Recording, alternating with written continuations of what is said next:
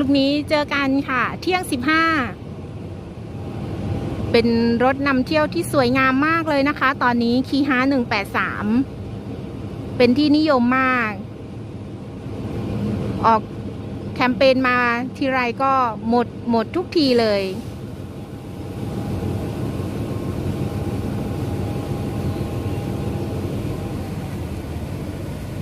เนี่ยค่ะเอามาให้ทุกคนดู